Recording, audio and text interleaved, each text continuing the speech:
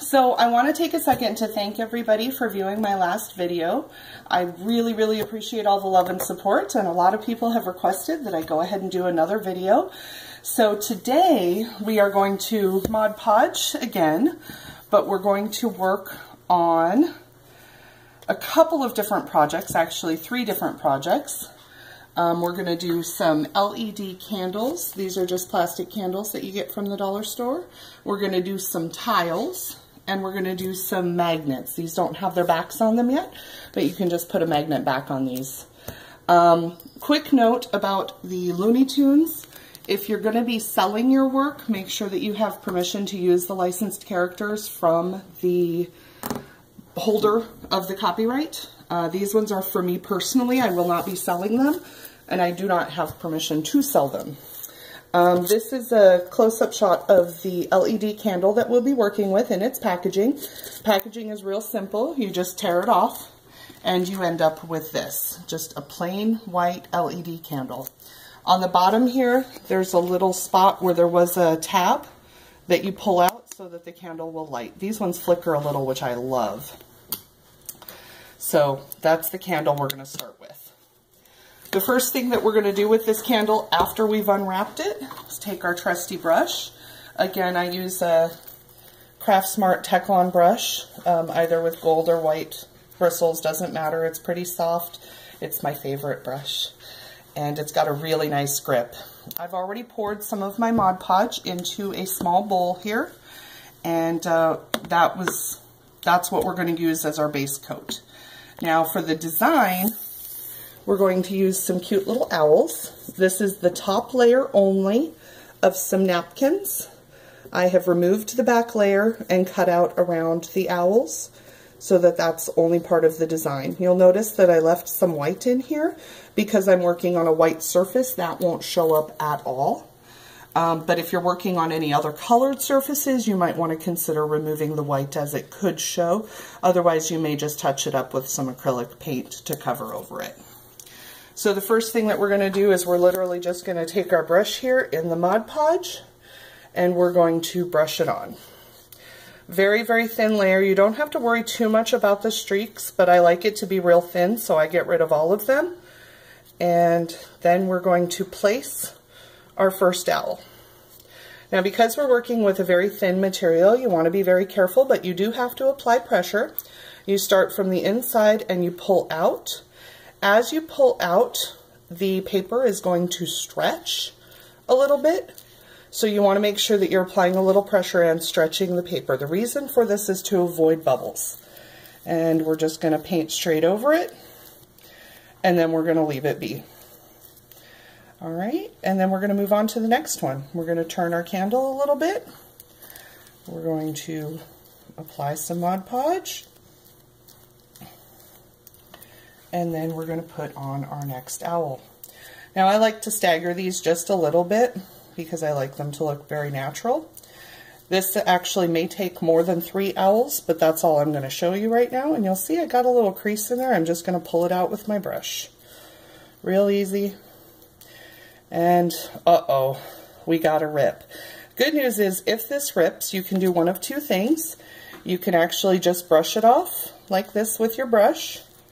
You can wash it off after it dries a little bit with just water and soap, but you are going to have to wash your whole design off. Or you can wait until it dries and literally peel it off. Once the glue dries or the Mod Podge dries, it becomes a plasticky film. Scrape the edges a little bit and just peel it off. Be careful what you scrape with on this surface because this is a light plastic. It will scratch. So we're going to do one more here in place of the one that I just tore. And we're just going to put her right there. And again, we're just going to start in the middle, pull all the way out, and we're going to let that dry. That is the end for that particular one.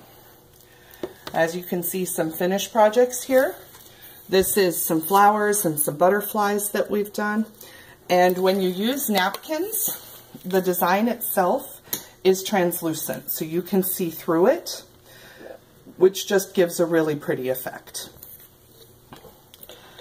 The next thing that we're going to do is a coaster on a tile. Let's clean our work surface off here a little bit. This is the tile we're going to use. This is a standard bathroom tile, ceramic, pre-glazed, nothing fancy. On the back of it, you can see it's just a rough tile. You're going to go make sure that the tile is clean. I don't do any special prep for this. I just clean it off. And then we are going to be working with a thicker paper this time. So we're going to have to do something special with the paper. This is cardstock scrapbook paper. It's kind of thick. You can see it's kind of hard to manipulate. The best thing to do with this is to actually soak it in water.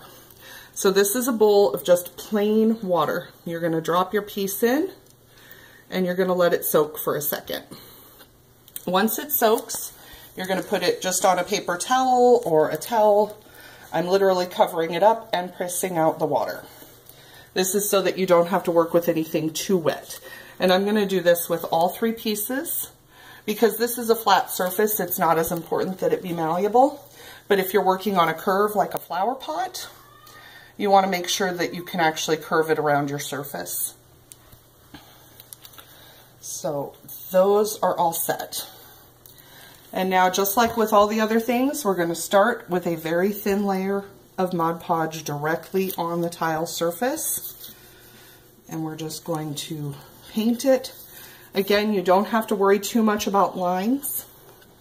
Now, I normally don't cut with straight lines, but for this one, since it's going on the edge of a tile, I'm just going to put the straight edge all the way to the edge of the tile, so it'll wrap around a little bit.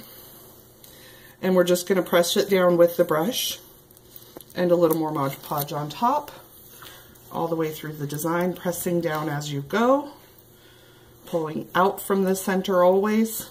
Helps get rid of your lines and your wrinkles, make sure it doesn't bubble too much.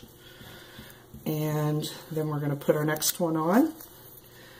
Now, on these tiles, the Mod Podge dries pretty quickly, so you do have to work a little faster to make sure that you're not going over an area you've already done, because that will cause wrinkles, bubbles, and other unsightly things in your Mod Podge. And we've just got one more little element here that, you know what, I'm going to edit that out. I don't even think I'm going to use that. I like it kind of the way it is.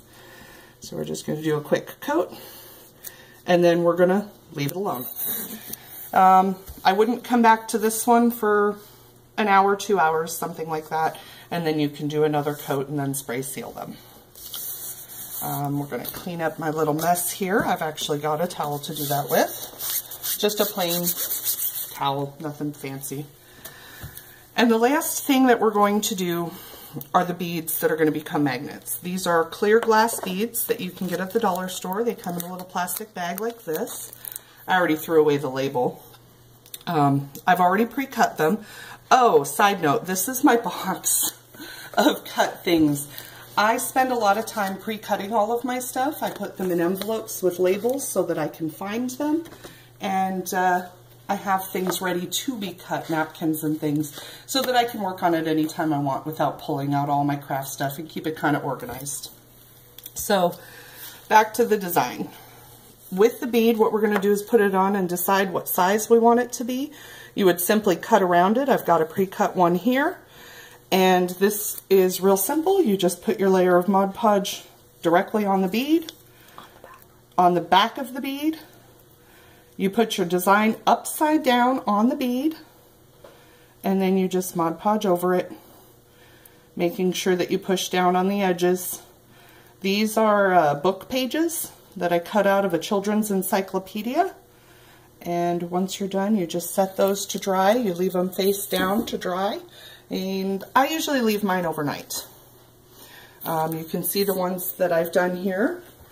And there's nothing really special. You can choose to paint the back of them in a complementing color if you'd like. This one's done in pink. It's not really necessary though, because they're going to have magnet backs put on them. So they will be refrigerator magnets. So I think that's all for our 3 projects today. I really hope that you enjoyed the video and hope to see you guys again soon. This is going to get posted on my YouTube channel as well. And we're going to be continuing to craft with Mod Podge and with other mediums in the future. So I look forward to seeing you guys again. Thank you for watching. Have a great day.